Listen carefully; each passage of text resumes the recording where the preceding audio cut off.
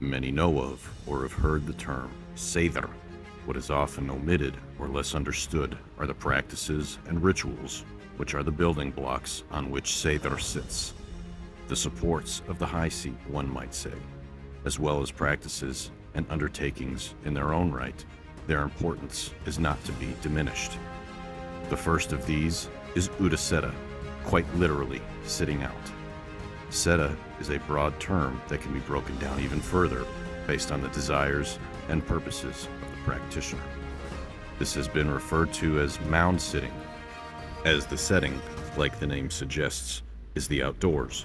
Practitioners of old would sit on the burial mounds beneath the hung or hanged individuals in order to perform certain types of Utiseta.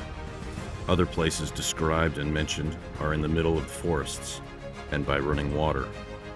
Gragas laws dated in the 13th century outlaws anyone who sits out in order to wake up trolls and promote heathenism, as some forms of Utiseta were utilized to bring forth terrible creatures on the field of battle. A fantastic example we can look to resides in the Voluspa, when the seeress is woken and questioned. It is stated therein, Ein sat hon Uta, or alone she sat outside. After her session, she was able to divulge a great many things to Odin.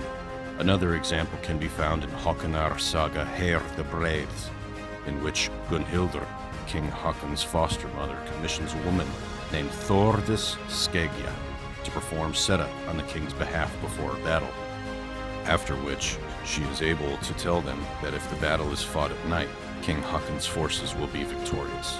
History tells us that she was correct. Not to be outdone, the men practice this as well, such as can be found in the Orkneyinga saga, where it is describing a man close to the Earl of Orkney by stating he was keen on the old practices and had spent many a night in the open.